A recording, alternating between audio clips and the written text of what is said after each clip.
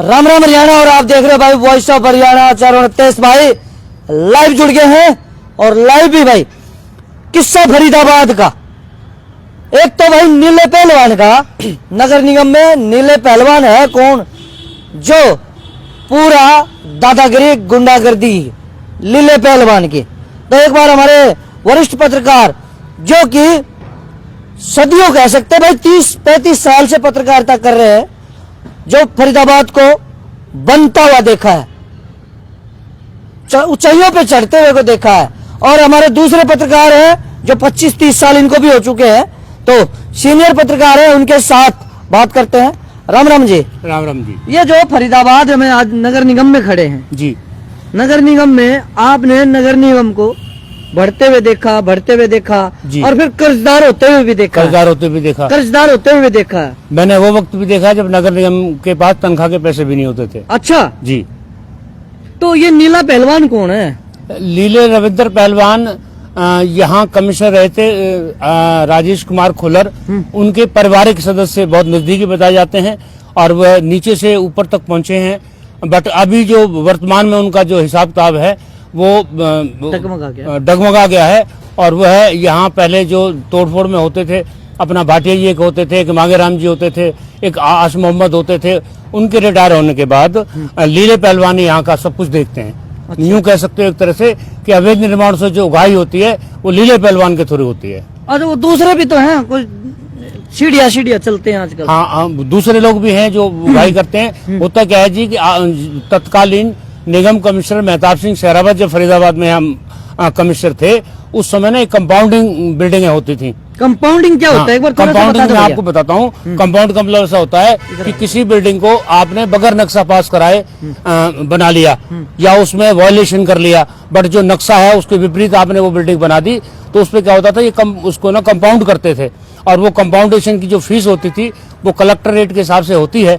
10 रुपए square feet भी होती है, मीटर के हिसाब से भी होती है, कई तरह से होती है। मतलब वो निगम को भी पैसा मिल जाए। हाँ, निगम को पैसा, बनाने वाले उसको भी नुकसान। यहाँ पूर्व एसडीओ ओम प्रकाश मोर हुआ करते थे कभी, उन्होंने इस शहर में कम से कम मैं समझता हूँ 500 से ज्यादा बिल्डिंगें कंपाउंड करी और करोड़ों रुपए का राजस्व नगर निगम को कमा के दिया। जो तनख्वाह को मोहताज था करोड़ों रुपए का फायदा हुआ। लेकिन पिछले 8-7 साल से नगर निगम के अंदर कहीं जी किसी भी बिल्डिंग को कंपाउंड नहीं किया जाता। अवैध निर्माण के नाम पर नगर निगम के अधिकारी, छोटे बड़े सभी अधिकारी जो अपना पैसा खा जाते हैं। मौज है, मौज हो रही है। अच्छा, तो ये नीले पहलवान का आप बता रहे हो ऑफ द रिकॉर्ड, अब तो ऑन चल रहा है सारा। जी ऑन चल रहा है कि वही वो दिवाली पे मिठाइयाँ इतनी मिलती थी। हाँ, नीले पहलवान सामान इतना होता है कि बस समझ में नहीं आता। मिठाई की नहीं जी, बात ये है कि जो लोग मान लो ये अभी जो 2 महीने के लिए गर्म कपड़े बेचने जो लोग आए हुए हैं बाहर से, इनका सामान उठा लाओ, उस सामान को बेच दो। मैं आपको बताता हूँ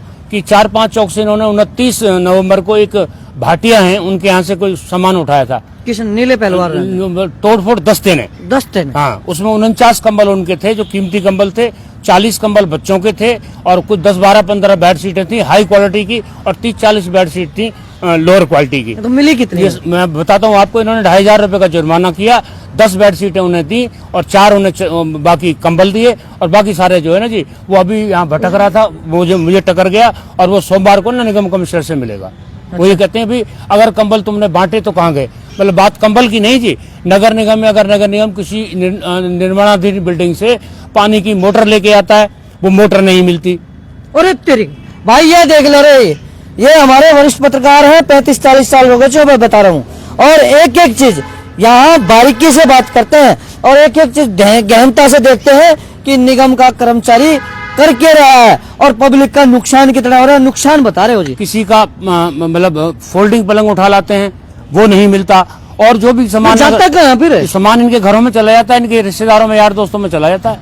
सामान कहाँ जाता है? इनकी छापेमारी होनी चाहिए। छापेमारी होनी चाहिए। हाँ जी, देखो जी किशोर जी। हाँ सर, अथॉरिटी होती है, सामान किसी को उठा लाओ, किसी का चलो उठा भी लाते हैं, लेकिन वापस उसको फीस लेके ना वापस दिया जाता है। लेकिन यहाँ सिर्फ NIT में ऐसा है, ओल्ड फरीदाबाद में उन्होंने एक अलग से रूम बना रखा है। उस रूम का इंचार्ज लगाया हुआ है कि वो इंचार्ज के पास चाबी होती है, वहाँ रख दे और वो अपना पैसे लेकर ना जुर्माना लेकर 500 रुपए 1000 रुपए सामान वापस देते हैं। जैसे किसी रेहड़ी वाले का सिलेंडर उठा लाए खाना बनाने के, वो गायब, वो यहाँ से गायब। यहाँ NIT में नहीं मिलता, मतलब ऐसे कौन एनआईटी में नहीं मिलता। तंत्र है। हाँ, एनआईटी में लूट तंत्र है, ओल्ड फैजाबाद और बल्लागढ़ में ऐसा नहीं है।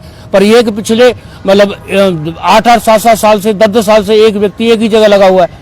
नगर निगम का कोई शीर्ष अधिकारी इस ओर ध्यान नहीं देता कि भाई इनका तबादला ही कर दिया जाए यहाँ से। हाँ, यहाँ से बल्लागढ़ से ओल्ड फैजाबाद कहीं भी नहीं भेजा जाता। मैं ऐसे लोगों को जानता हूँ जो तोड़फोड़ डिपार्टमेंट में 10-10 साल से पड़े हैं और उन्होंने उनकी संपत्ति की जांच करी है तो लाखों नहीं करोड़ों रुपए की, एक आम बेलदार की संपत्ति करोड़ों रुपए की बेलदार की संपत्ति। जी यस हुई है, ऐसा है। देखो भाई, जिनके पास जेसीबी रही हैं और दुनिया भर की बड़ी बड़ी कारें रही हैं, बहुत बड़े बड़े संसाधन रहे हैं। लीले पहलवान के पास भी कारें और बुलेट मोटरसाइकिल और जिस परिवार से ये हैं वहाँ उनका घर जाके देख लो कि कितने पैसे वाले और पूंजीपति लोग थे। देखो भाई, पंडित जी क्या कहोगे इस पे, विषय को लेके? ये बिल्कुल देखो, पंडित हरिप्रसाद जी बहुत अच्छी जानकारी दे रहे हैं। और ये भ्रष्टाचार तो देखो सबको दिख ही रहा है पूरे शहर में जिस तरह से हो रहा है। पर कार्रवाई तो नहीं होती ना?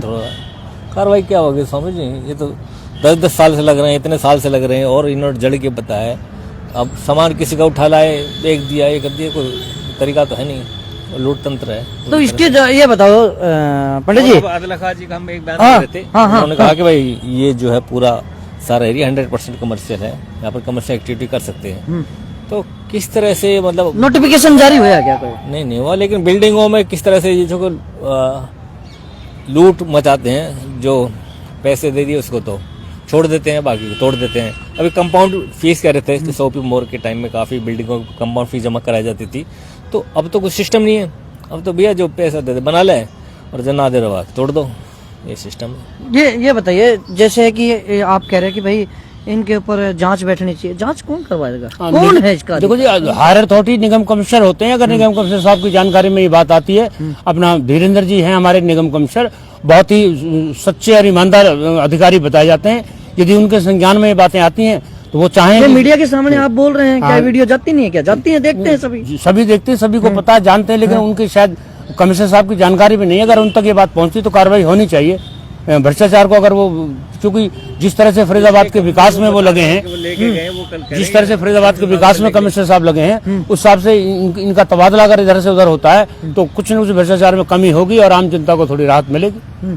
तो ये जैसे अभी बता रहे हैं, और एक चीज और भी हमारे आर्टी एक्टिविस्ट की जानकारी देते हैं कि जिस तरह से हथौड़ा मारते हैं, तोड़ते हैं, लोगों की दीवारें तोड़ते हैं, रेहड़ियां तोड़ते हैं, ये तो कोई लॉ है ही नहीं, कानूनी नहीं है। कानून नहीं है। किसी का हथौड़ा मारकर किसी का आप रेहड़ी तोड़ दो, किसी का नुकसान कर दो, ये कोई लॉ नहीं है। आप अबाइड कोई वो करता है, लॉ को कोई वो करता है, तोड़ता है, फॉलो नहीं करता है, तो आप उस पर जुर्माना करो, उस पर पेनल्टी लगाओ।